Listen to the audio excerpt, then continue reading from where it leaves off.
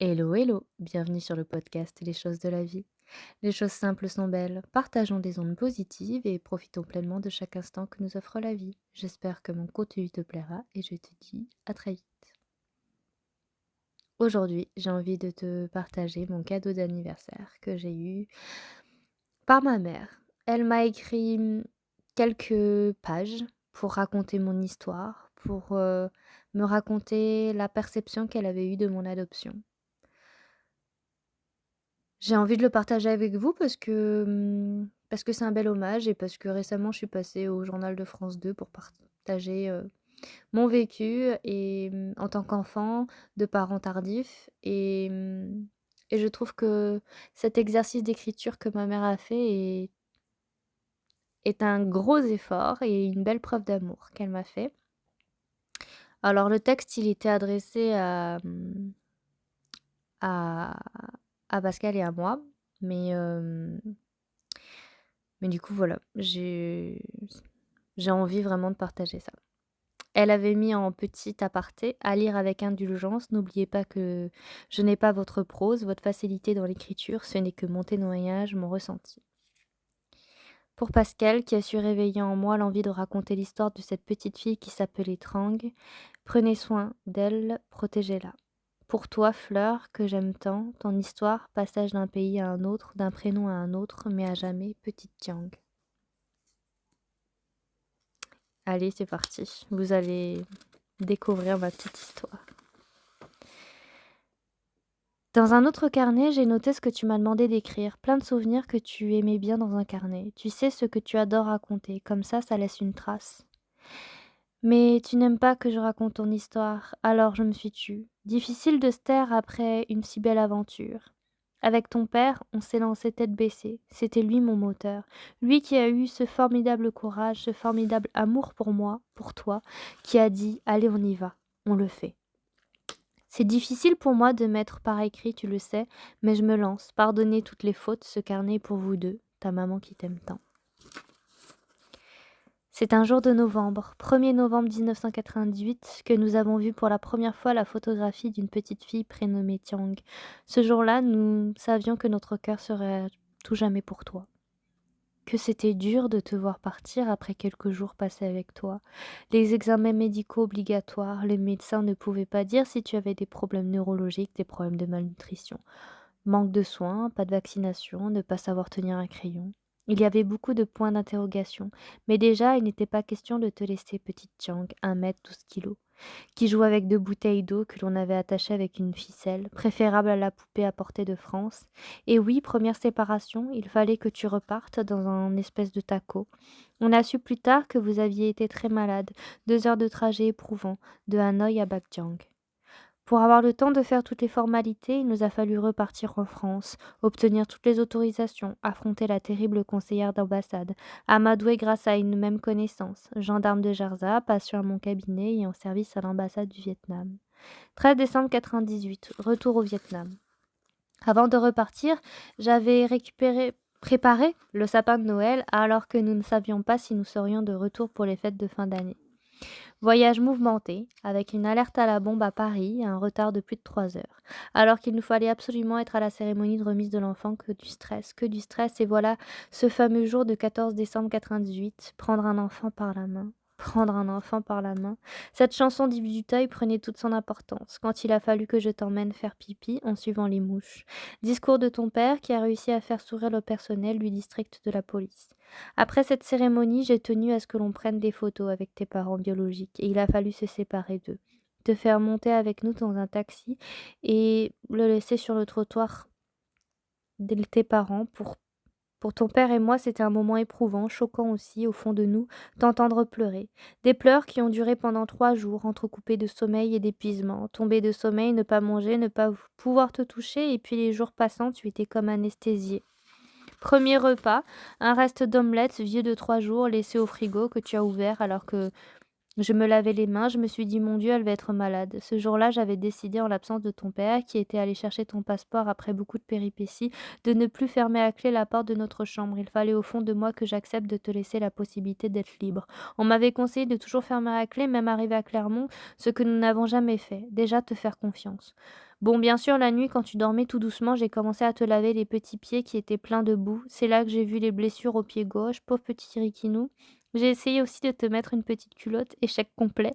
Tu n'arrivais pas à marcher, tu marchais 2 mètres et poum, assis sur les talons en pleine rue. J'ai vite renoncé, mais ce que j'ai réussi à te faire laver les mains avec du savon, qui sentait très bon, tu passais beaucoup de temps à frotter, et puis c'est dans la chambre que tu as appris à colorier les petits mouchoirs de lotus, et à dessiner des ronds, oui oui, des ronds bien ronds. On t'a emmené à la Cité des Glaces, habillé pour lutter contre le froid, par eux, c'était, drôle. Voir ton père obligé de te revêtir le manteau, mais que c'était beau de voir toutes les constructions de glace, les jeux de lumière et les spectacles réputés de marionnettes sur l'eau.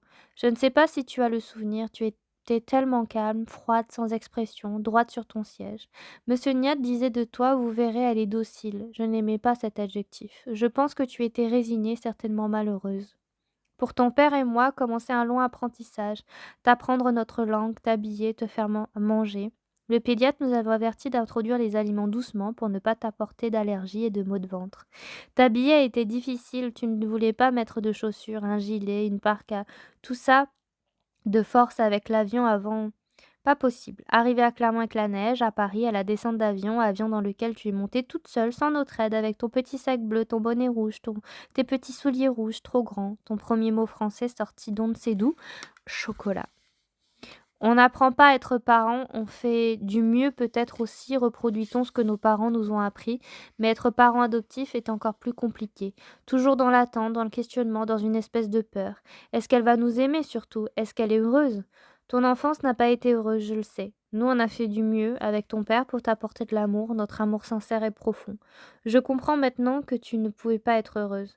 Te changer ton prénom, t'obliger à t'habiller, à manger différemment, à parler une autre langue jusqu'à ce que tu oublies par force ou que tu mettes de côté dans ta mémoire.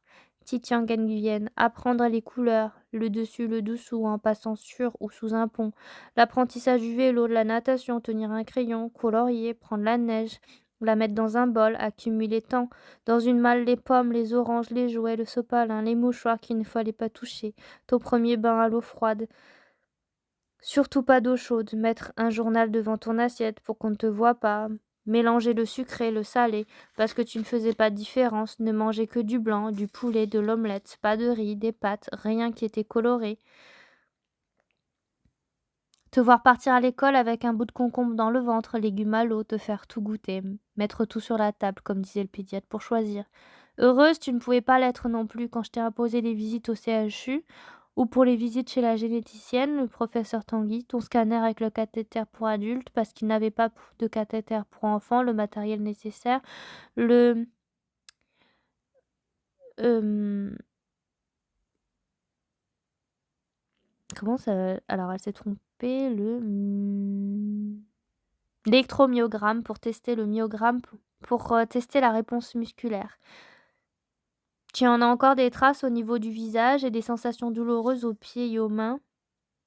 Heureuse non plus quand je t'obligeais à réviser à la plage, les cours à la maison. Heureuse non plus avec la maladie de ton père, les disputes que je pourrais avoir avec lui parce que je n'ai pas compris tout de suite les premiers signes de maladie de ton père qui a provoqué mon mal-être, ma fatigue, mon inquiétude pour l'avenir, cette foutue maladie qui nous a détruites au fond de nous.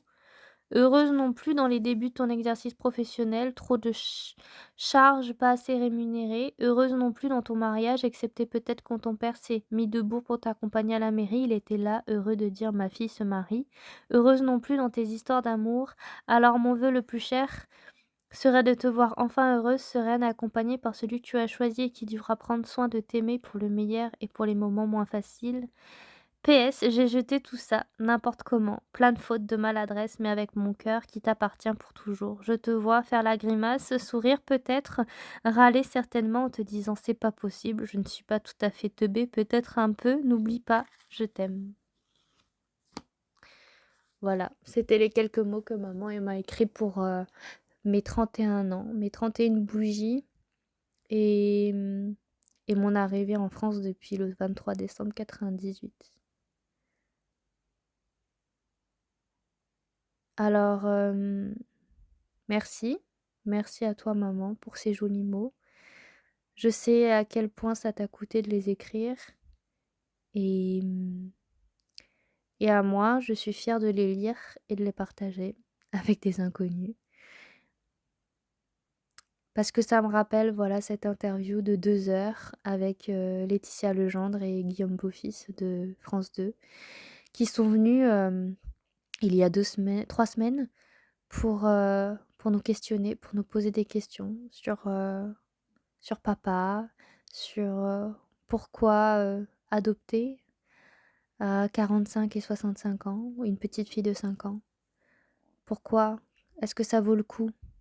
Est-ce que maintenant avec du recul, on referait la même chose? Alors oui, oui, on ne regrette rien de toute cette histoire parce que la vie est belle, parce que malgré les difficultés et les épreuves, il y a toujours du positif à tirer, il y a toujours des kiffs dans une journée, même la journée la plus harassante et la plus difficile, il y a des choses belles, il y a des instants, des choses simples, des, une lumière qui se pose sur un arbre, un tronc, des feuilles, sur un visage, un sourire, un bonjour. Il y a toujours un instant de magie, une saveur, une texture, un toucher, un regard, des mots qui touchent l'âme, un coucher de soleil, un lever de soleil, une musique, une mélodie. Il y a toujours de belles choses à partager, à découvrir, cette envie de croquer la vie à pleines dents, de respirer la vie. Alors, soyez fiers de votre histoire, soyez fiers de vos parents, passez du temps avec eux, passez du temps avec vos enfants. Aimez la vie, aimez-vous. Et chaque jour, soyez plein de gratitude pour tout ce que la vie vous offre, parce que vous le méritez et parce que chaque instant mérite d'être vécu pleinement, sereinement.